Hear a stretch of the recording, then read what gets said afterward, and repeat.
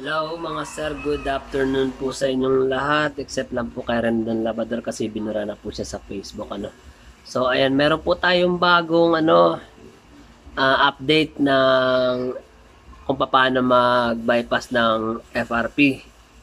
So ayun ang video natin ngayon. Kasi 'di ba dati meron tayong ina-apply na code.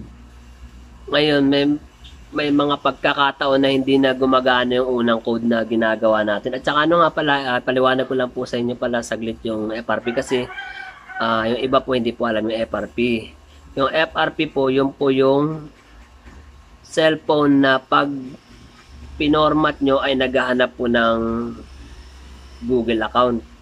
So ayun, limbawa pag format nyo dahil nga hindi sa inyo, pinormat nyo, napulot nyo, ninakaw nyo, ngayon kala nyo lusot na kayo, meron palang kailangan mo pa palang i-apply yung Google account ng totoong may-ari. Kasi nga hindi nga kayong totoong may-ari, di ba? Kasi nga napulot nyo lang, ninakaw nyo, ganun. Ngayon, yun yung video natin. Huwag na natin pabayin. Yun yung tutorial natin ngayon. Kasi dati kasi meron tayong video niyan kaya lang yung iba nagtatanong sa akin bakit hindi na raw gumagana yung code na yun. So yung pala nagkaroon pala ng panibagong update ng security ng Android kaya hindi na gumagana yun. Pero maganda pa rin kasi nagkaroon pa rin tayo ng bago rin namang update ng pang bypass. So umpisa na natin, dami natin sinasabi. So ito ayan ganyan tawag nito na format na pero naganap ng Google account. So ito yung ginagawa natin dati, papakita natin ito, kita ba? Kita ba sa video?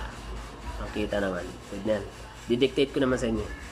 Punta tayo sa emergency call, tapos asterisk sign number 87000,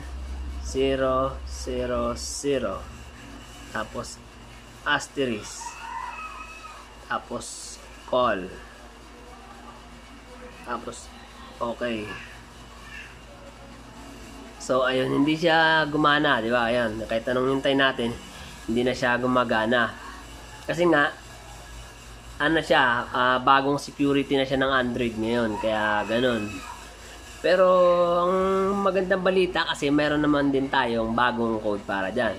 So ito naman yung bagong code na ituturo ko sa inyo. Balik tayo ulit.